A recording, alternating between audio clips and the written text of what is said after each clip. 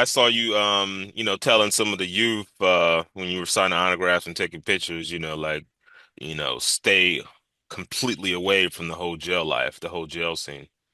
Yeah, trust me, man. It's terrible in there. And I wouldn't wish that on nobody. I wouldn't wish prison on anybody. Trust me. What do you, So I want the kids to stay away from that. what would you think your worst day in prison was like? Is this like just having to work against your will? What is like what are like, some of the things that they would be facing? Okay, I got sentenced to hard labor, but because I was an appellant, I didn't work. Because, once you're appealing your case, it's like you're in purgatory. You're kind of a prisoner, but you're kind of not. So a lot of the rules don't apply to you in terms of you don't have to wear the uniform. You can wear your regular clothes. You don't get to work. You know what I mean? But my worst days in prison were the days when I didn't have visits. Like when I could see my girlfriend come to me and that was also a terrible day too, because it's fun when she comes, but it's sad when she leaves. It's bittersweet, as people would say. So, you know what I mean? Every time she goes away. Yeah, she's right there. What was your reaction when you found out that it was official? Vibes is gone. I, I, even now I haven't processed it. Even now, I tell people this and they think I'm joking or I'm trying to be emotional. Even now, I haven't processed it. Sometimes I wake up, sometimes I'm afraid to post because I think I'm in prison and I have to hide my phone. Like just crazy stuff like that. I wake up at 7 o'clock looking around if I'm gonna get searched. If when sometimes when I hear a key, I'm like, yo, because the officers they shake the key in the morning when they're coming to check the muster. So I'm still going through a lot of that, man. Trust me, it's G. I'm grateful to be out, but I still haven't processed it in that way, man. And every day I have to pray to God. I was in prison. I prayed. I'm like, God, if you get me out of this place, I will never stop calling your name. I will never stop praising you. Trust me, man. So, but I'm still in that mindset and I'm working on it. It's PTSD. mental. Yeah, man. It's very mental. Mental damage, man, and mental health. Black people don't like to really talk about it, but it's a real thing. So I'm telling you. What was like the biggest, mind-blowing difference? That's easy. The infrastructure of the country, like roads, highways, that all that stuff wasn't there when I went in. And also the internet. The internet has changed dramatically. Now, I mean, as a matter of fact, when I was going in, there wasn't no internet wasn't even a thing. It was just YouTube, Facebook, that's it. So those two things are the biggest differences I see when I got out. I'm like, yo, wow. Quickly and I adapt. So, you know what I mean? Right now, in Jamaica, I have one of the biggest followings on TikTok. Know what I mean? And my Instagram is growing steadily. When I came out, it was 1.2, 1.1. 1.1. Now it's like three something or 2.8. So, and it's only been a month. So, you know what I mean? The progress is good, steady and good. Songs being integrated into the TikTok culture, like you said, the internet wasn't around, but it's really combining generations of music fans. I'm telling you, man, the kids, trust me, the kids, to be honest, I'm pleasantly surprised by the love I get from like the teenagers, the 15-year-olds, the 16-year-olds.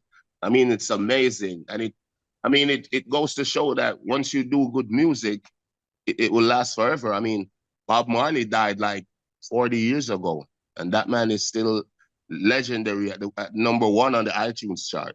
Yeah. You know what I mean? We have a joke that we as entertainers now, we have a joke that says, every time you go on iTunes, reggae charts, Bob Marley's at number one looking at us like this. So he doesn't, trust me. So it's good that the kids are gravitating towards my music. It feels amazing. How long Mhm. did you wait when you got out of jail to hit the studio? That's the thing. I haven't hit the studio. Uh-huh. I hit the Kim, which is what we call the gym in Jamaica. You know what I mean? It's a personal joke between entertainers. We don't go to the gym, we go to Kim, blah, blah, blah. Yeah, watch it, wipe me, baby. Yeah, thank you. Yeah, but yeah, so I've only been to the gym and I've been to just eating better. I don't eat a lot of red meat that I used to. I'm drinking roots in Jamaica. I'm sure you know what roots is. So even right now I have a glass of roots drinking. I mean it looks awful and it tastes awful, trust me. But it's good for me. So Yeah. that's what I'm feeding on right now.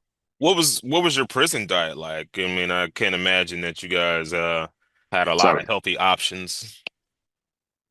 I mean, no, but we could get anything. Well, I could get anything I wanted because World boss. I'm exactly, but and I was, trust me, I'm in terrible shape right now because actually I was overindulging in food in prison. It was my way. That was my escapism. You know what I mean? To just eat, eat, eat. When I came out, my belly was this big, like my lawyer's belly. And yeah, so now I'm working to get it off. So yeah. What do you think of today's music? Doesn't seem like, dancehall is really on the forefront. It seems like Afrobeats maybe have taken over. I mean, from time to time, I mean, dancehall music is shining. Then it has a time when it kind of dims a little. Then it goes back on high beam. So we understand that. And for me personally, I mean, Buju Banton made a statement the other day. Big up Buju Banton. He's my favorite DJ, by the way. And he's right about what he said about Afrobeats not being that deep, that kind of revolutionary music. But then I think DJ M's, I can't remember her name, or Thames, she explained that it was all escapism music, it's fun music, it's dancing music. So the point I'm trying to make is every genre has its space. Every genre has its space. So we can all coexist together.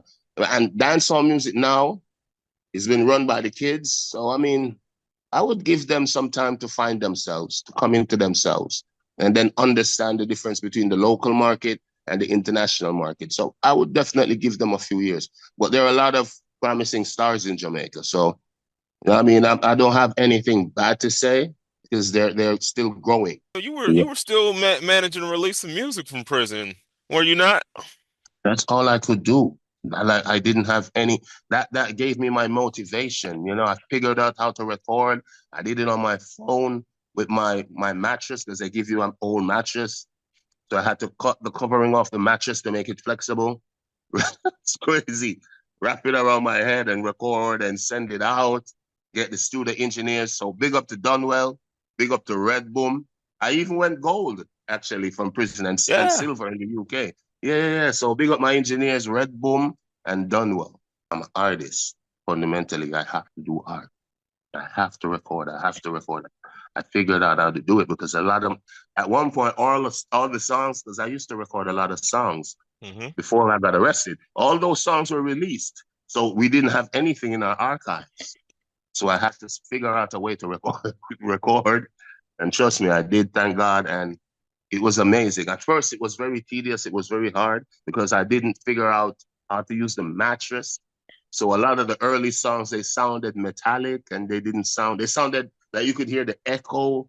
You could hear the officers outside. So yeah, it was crazy. So we figured it out, and yeah, the rest is history, as they say. So That's lit. That's lit. yeah, How man. Thank how you. how long do you think until you get back to performing and getting back to your regular self, or is it just a day-to-day situation? Okay, I have a concert December 31st in Jamaica. That's the first concert. It's called Freedom Street. And that's what I'm working towards now, like getting fit, getting healthy. I'm not even focused on the studios yet because, like you said earlier, the songs are having a resurgence and they're all over TikTok. So I'm good on the social media space. I'm good in the dancehall, so I have time to work out and build that fitness, get my lungs back open like a giant. Then I'm hitting the studio. Hopefully before the concert, I can hit the studio and then start putting in the work. But I But have a studio set up in my house anyway. My kids did it. So Nice.